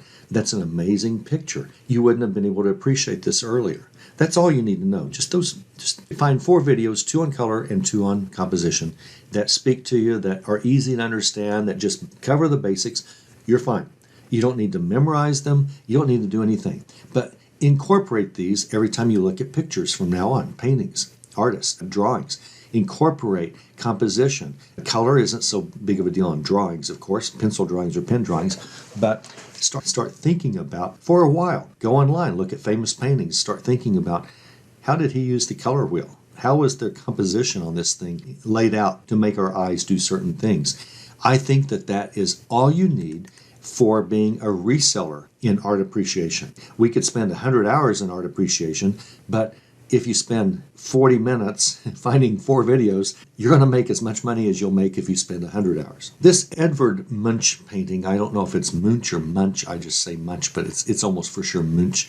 Edvard, not Edward, but I'll probably call him Edward. It's a famous painting for a few reasons. It's often in the top 10 best paintings ever made. I know that's weird if you look at it. It's like, why would people like that? But if you know nothing about art, I'm going to give you a crash course right now on the front of this painting. And you're going to appreciate it more than you do initially if you've never really looked at this thing before and if you don't know anything about art. If you know something about art, I'm going to leave out a ton of stuff. I'm going to simplify some things that shouldn't be simplified, but that's okay. That's all you need to know as a reseller. First of all, Munch uses the color wheel effectively. The layers of color work to segment sections of this painting. And red is the color our eyes always are drawn to first. In a painting, red, if the artist uses red, that artist has a reason for that red being right where it is. It's because, in this case, he wants our eyes to go straight to the top of this painting. Even though we know after spending 5 more seconds, this guy's probably the protagonist, probably the star of this painting. The artist doesn't want us to see him first. The artist wants our eyes to go right here first. And most people's eyes will. They will go here and down on this painting because the red makes us go there first. That's why for sell signs, that's why a lot of sell signs use red lettering, red backgrounds, is they're eye-catching. Over everything in this painting, this is not a happy painting, right? I mean, we're not looking at, clowns and balloons and stuff like that. This is a pretty sad painting, pretty negative painting, troubling painting. I'm going to throw something else in. This red line down here, surely this is part of the painting. I actually don't recall if this is in the original, but if so, I think that Edward is trying to get our eyes to go to the right and down and come up this way. I don't think he wants us just to drop down. I think he's given us a path here because red draws our eyes. And I think we won't consciously do this, and your eyes don't just, scan this red line all the way down. You just, in general, you're going to start moving this direction down the painting because this is kind of leading you. Assuming this is part of the original, surely it is because of the way that the greens are overlapping. But it's my assumption that he wants our eyes to kind of go this way, not this way, not straight down, just kind of over this way. Notice there's hardly any other clue with red. There's a little red here. So he eventually wants us to do this. He wants our eyes to generally go this direction. This is the last thing I think he wants us to see in the painting. In general, overall, you see it the moment you glance at the painting, but this is the last thing he wants us to sort of look at in any depth. So our eyes kind of do this, and then these are red. These are red arrows straight to the star of the show. Okay? He doesn't want us to do this. He doesn't want us to drop straight down. He wants us in general to kind of do this. And he's leading us. That's the composition that he is giving us there.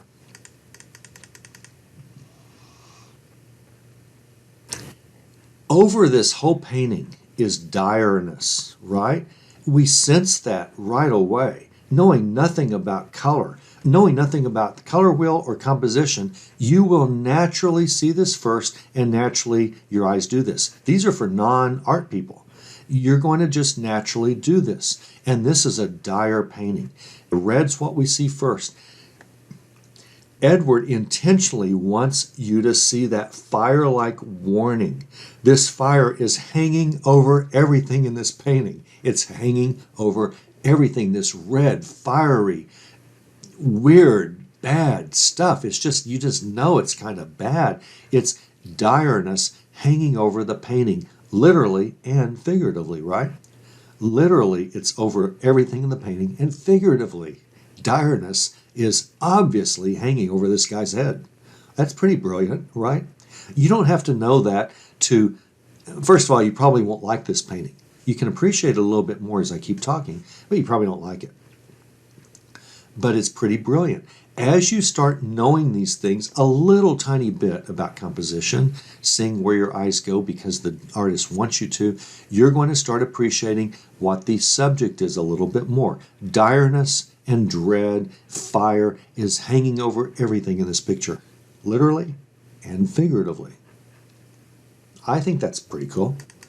The water is flowing. Now the water, okay, so we still haven't had any relief, and then we hit this guy, and oh man, but then we're kind of drawn to the water, right? The water is kind of drawn. The water finally gets us back here. There is this red here. Maybe he wants us to study this guy and then go here. You know, see that red? That's a possibility. I don't know his mind, but I sort of think we're looking at the star of the show. I think that we just naturally kind of look at this water. First of all, it's kind of has a cooling effect. After all we've been through looking at this and looking at this guy, the water sort of has a calming effect. So the waters lead straight to the fire. It's always going, finally you can get a little bit of relief here, but where does the water take you? Straight to the fire. I don't think he wants you to have much relief from the water. I don't know. Maybe he does. Maybe I'm wrong. But it's a pretty good educated guess as to this water being a lure to, I mean, this, everything's taken us back up to the top, back up to the fire. There's no hope for anything in this painting, except maybe these two guys.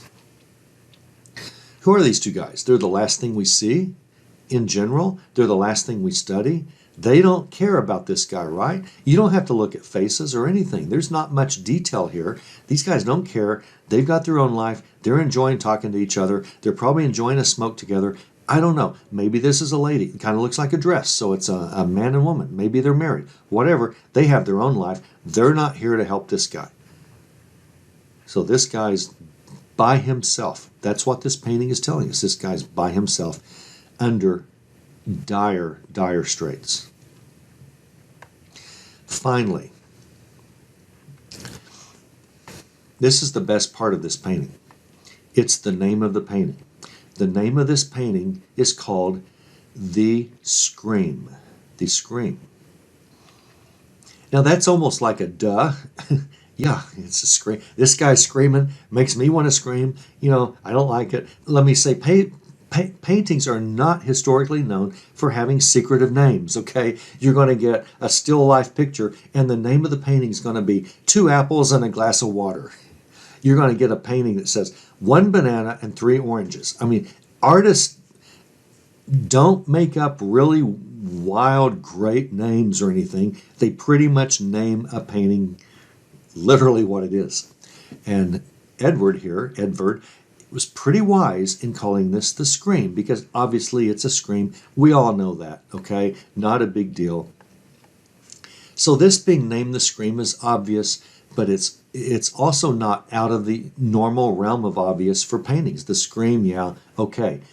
We don't expect really weird, fancy names for paintings. We expect the names to describe the painting pretty literally. But this one goes much further. And even though you subconsciously have been screaming this information, okay, your subconscious, since I told you the name, has been screaming at you this information. But if you've never studied art, if you've never studied this painting, you are not consciously realizing what you subconsciously understand. This painting, this Scream painting, the entire time it's been on this screen, I want you to notice one more thing that's just under the surface of this painting called the screen. Again, your subconscious noticed this. The lower majority of this picture, okay? The lower majority. I mean, the top to a point sideways. Really, everything in this painting except these guys and this plank walkway. Everything in this painting, the entire painting, but especially this guy screaming.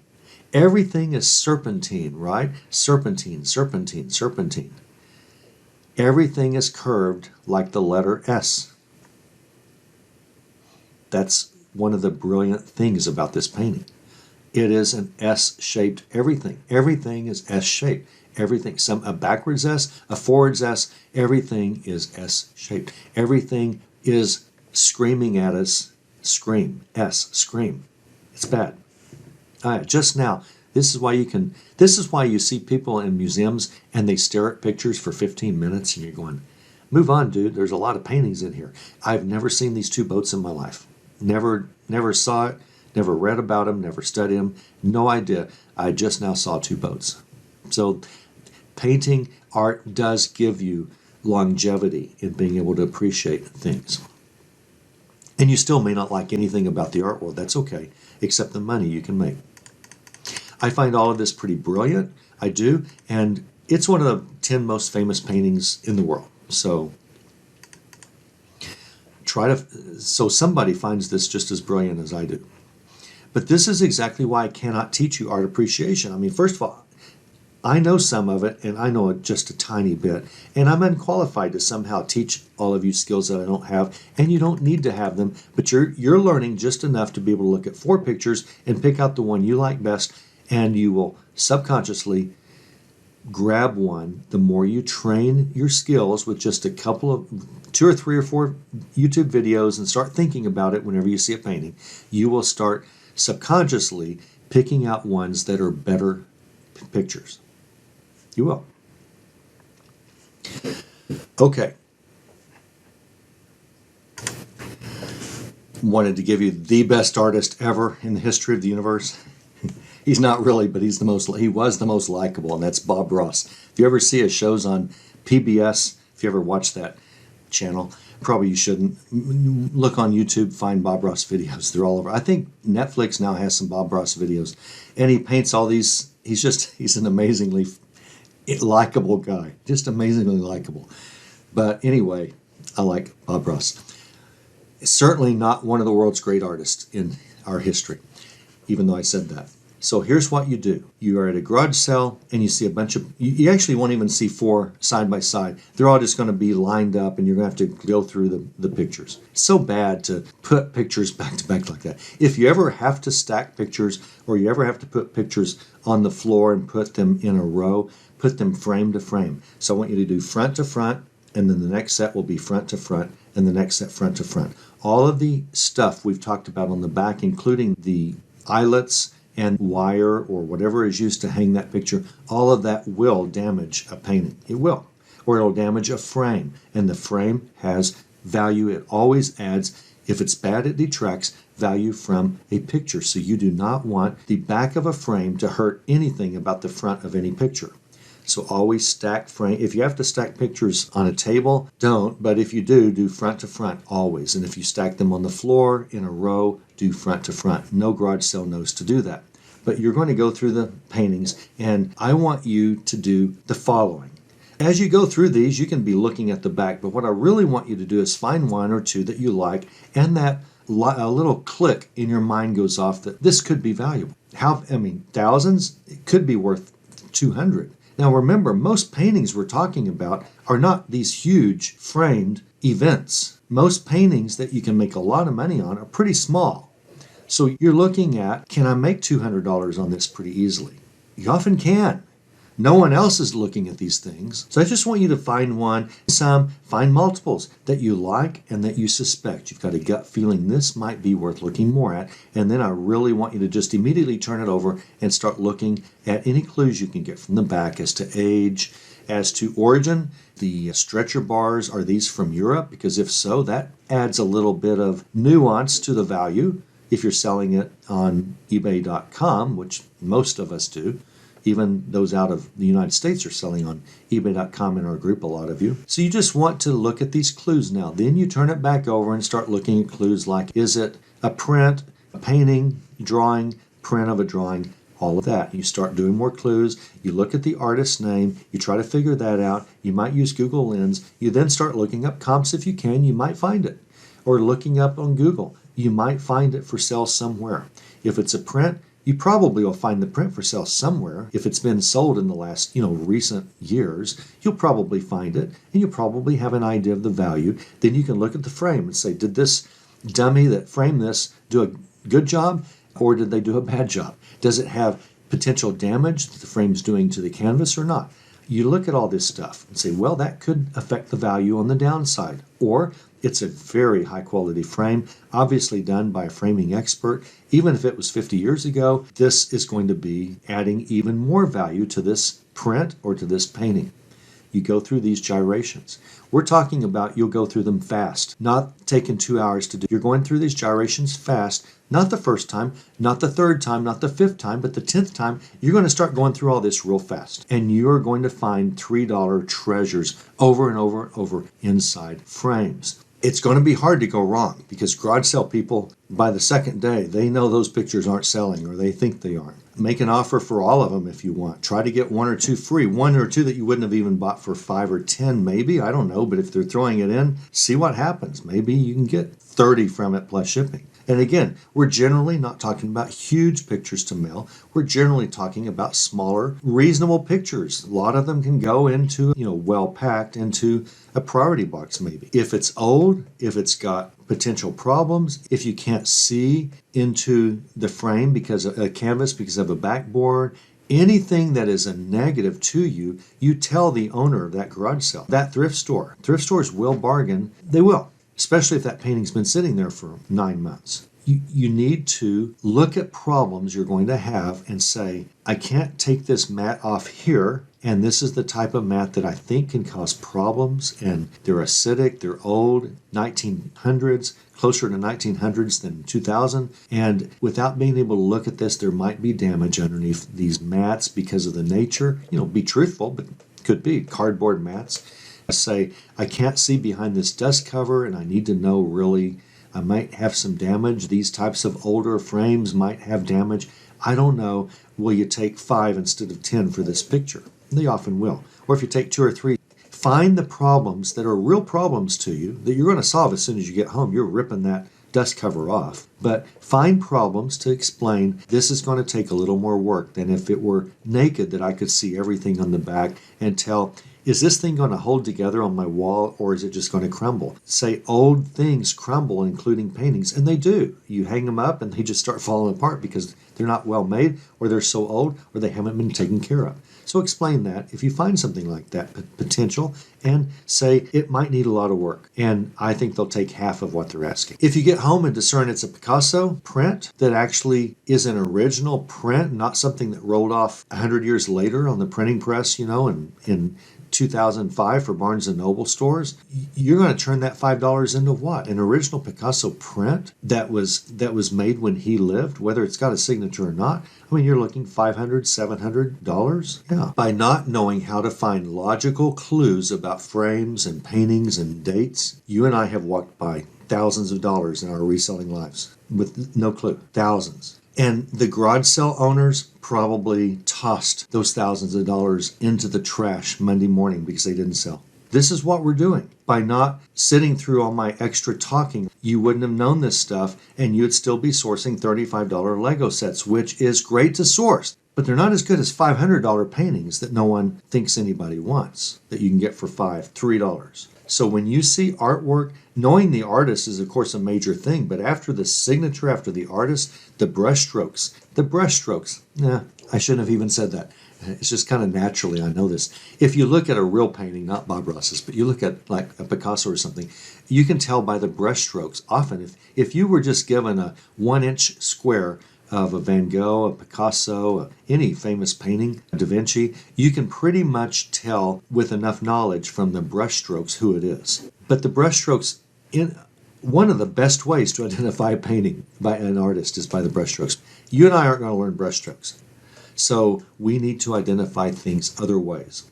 Google Lens, the brushstrokes requires too much training. The signature, after the signature, if you can't find that, pull out a pen, try to forge it, decipher it that way. Google Lens, eBay image search. Signatures don't always tell the whole story because the back of a painting tells much of the story for a reseller. The majority of the story for a reseller, the back of the painting, gives us some reference points in time. Also in the 1800s, artists, many of them didn't sign their paintings. So it doesn't do you any good to know the signature trick for a lot of paintings because you won't see any signature. You have to do other things in order to determine, is this worth buying to resell? You should know about a palette knife painting. A palette knife painting, these have their paint applied by a butter knife sort of tool. It almost sometimes looks like what you see bricklayers slapping down that deep triangular pie pan spatula that you pull pieces out of the pie pan with. A lot of palette knives look like those. Some kind of look like butter knives,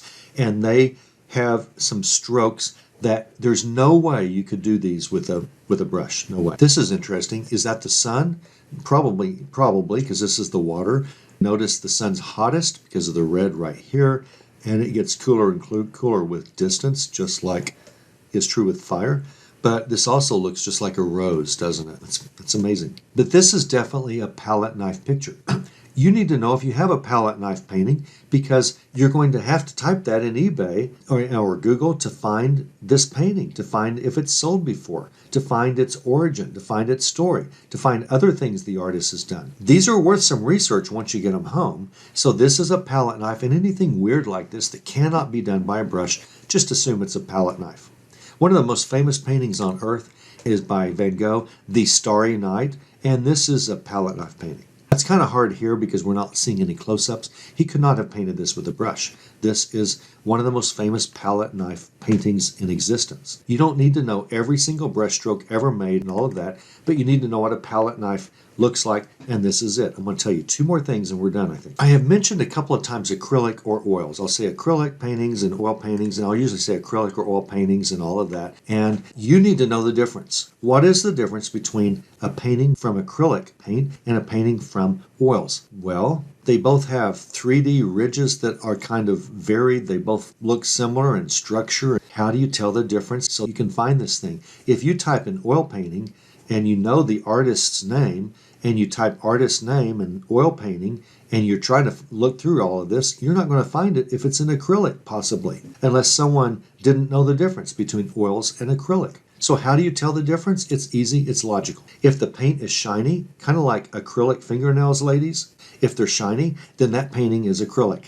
If they're more flat, like a flat white wall paint would be, a standard wall in a 1950s house that was painted, sheetrock walls, painted flat, not shiny paint, muted, not real shiny, but it's flat paint. That's how you tell. If it's real shiny, it's acrylic. If not shiny, it's oil. I just saved you a bunch of grief. You now can always tell if your painting is acrylic or oil. Throw that out at the next cocktail party you attend. You'll impress all your friends. I assume you can all recognize really the only other one that you're going to ever see, and that's watercolors. Watercolors, pastel type of watercolor. Usually they're pastel, not always. But watercolors are very flat, not a lot of structure. You can barely feel them a lot of times. You really can't see any structure. Watercolors are more smooth. It's watery paint, not real thick oil or acrylic paint. That's a watercolor. I assume all of you know that just from kindergarten. You used to paint with watercolors in school. That's all a watercolor is. Even if it's a $10,000 painting, that's all it is. It's just they are a better artist than you were. You will see these at thrift stores and garage sales, and you're going to think, okay, I need to figure this out. Now, I want you to use your logical reasoning. When I tell you what this is, you're going to go, yep, that's what it is. And you've known what this is since kindergarten or before. Now, it's not a watercolor. I mentioned you painted with watercolors in kindergarten. You've known what this thing, how this was produced since at least kindergarten. And when I tell you, you will always remember from now on.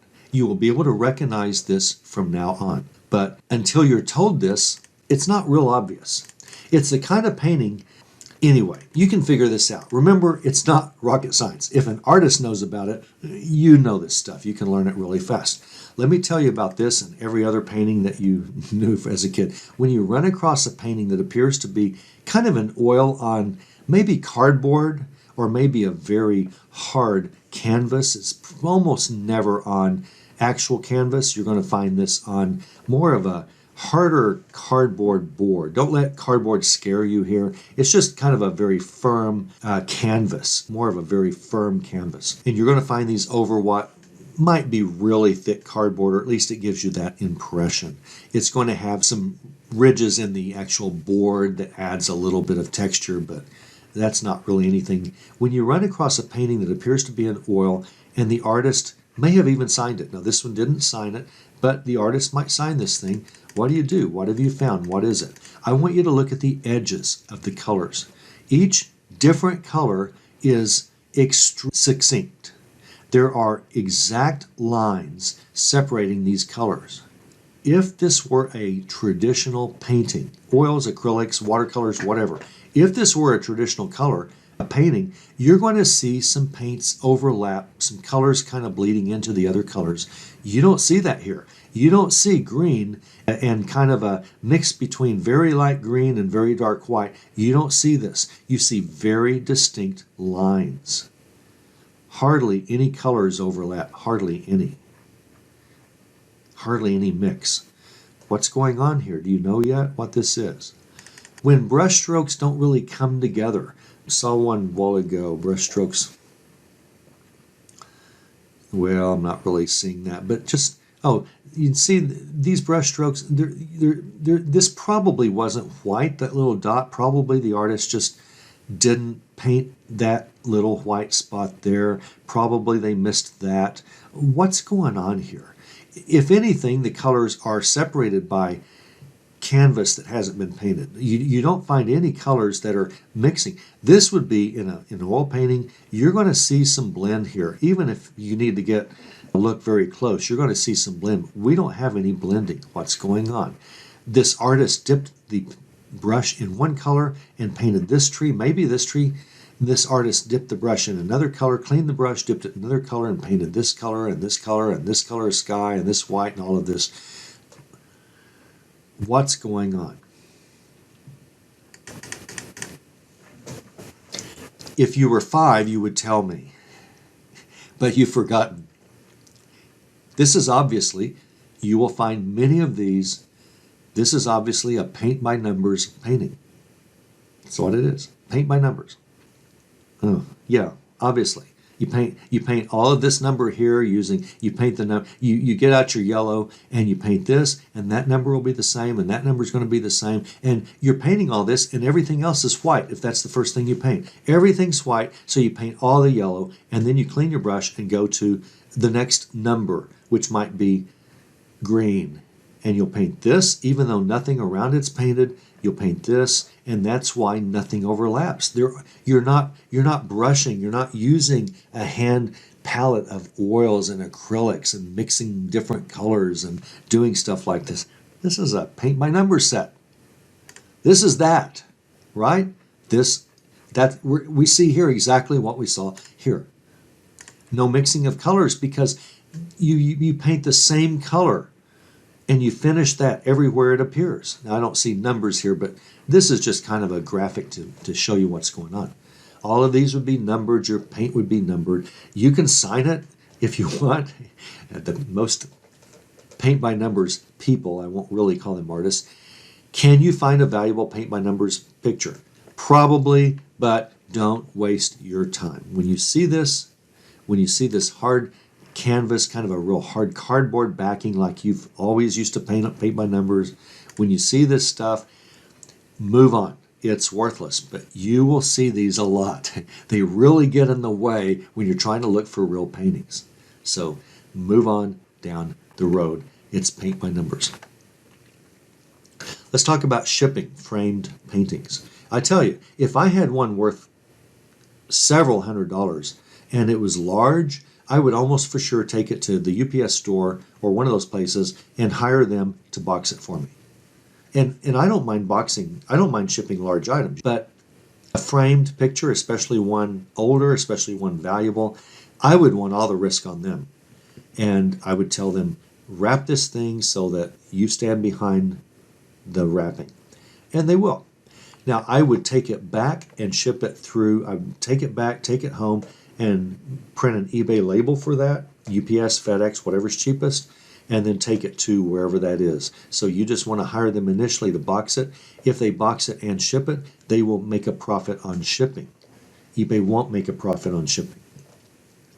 Oh, eBay might get a kickback on shipping, but it's going to be much cheaper than you pay. Here's a big tip. Given that the UPS store might be backed up a little bit, you just made a sale early this morning and you're going to take it to the UPS store and they'll go, yeah, we'll get it, guarantee it by tomorrow, we might get it today. Well, that affects your same-day handling. So any type of larger picture that might warrant this extra packing, might warrant this extra job, be sure and do at least 2-day handling. So as soon as the buyer pays, you want to get it to the UPS store and start getting it in the queue to be wrapped and boxed. And you need that little extra time for that sort of thing. Now, depending on how much time you give yourself, eBay might not want to put top-rated seller plus on that listing. They may not. But it's worth it not to be wrong about your handling time, because that's a pretty bad mistake to do on eBay. 2 or 3 days if you need to. When selling more than one painting as a collection, so you've got 3 Rembrandt prints, I don't even know if there are Rembrandt, surely there are Rembrandt prints throughout history, you'll get a 10% collection premium if you have all 3. So if there are 3 pictures in a set and you sell all 3 of them, sell them together, not separately. Now, in the past, a lot of you have asked me, should I sell these things together or separately? And my answer is, what did comp say? But when it comes to paintings and pictures, you almost always can add about 10% more by selling them as a collection if they go together. So be sure and remember that. In general, comps might tell a different story for different things, but in general, if you got sort of matching or complementary paintings that were meant to go together, if you can have the whole set, then add 10% to your price. It's better to sell them as a set. And you'll save money on shipping all 3 together if you can do so safely. Let your UPS store tell you, or if they're smaller, you can figure it out. And finally, I want to get back to Dr. Lori. If you suspect you have a painting, and actually if you suspect you have anything, glassware, anything valuable, an old toy from the 1800s, I don't know. But if you suspect that you've got something valuable and you just can't determine for sure what it is, and you cannot find your painting on Google Lens, you can't find your drawing, your artist, nothing anywhere, but it just, everything together feels like it's going to be a valuable something, and you don't know where to start. Now, we do know in this group, this is one time when an auction might be the answer, right? You started at a price that you want, or close to a price you want, and then you just let the auction run for 7 days. But I don't know. Some of these pretty valuable, rare things, people just aren't out there in droves buying these. It might take you 6 months to sell a painting that's worth $400 because it just takes a while for someone from the Northeast in Vermont who knows that artist to want this painting. So you don't want to just auction it and sell it for $25 when it might be worth more. When you have something like this, I suggest you go to Dr. Lori's site and you hire her to give you an appraisal. There's no one better to do this. And she'll do it all by email. Maybe she'll ask for a video. She's going to want to know, guess what? I want to see the back of that picture. It's the first thing she's going to ask you. I don't care about anything. Okay, I've seen the front, fine. But she's going to spend a lot of time on the back of that picture, and she's going to talk to you. She might talk to you in an email message, however she responds to however you decide to sign up for her appraisal. She's got video appraisals. She's got email appraisals. Anything you need, she can do.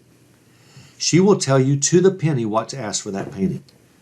She'll tell you if an auction's better, but I don't think she ever says that. I think she generally wants you to sell it for a fixed price and get your top dollar.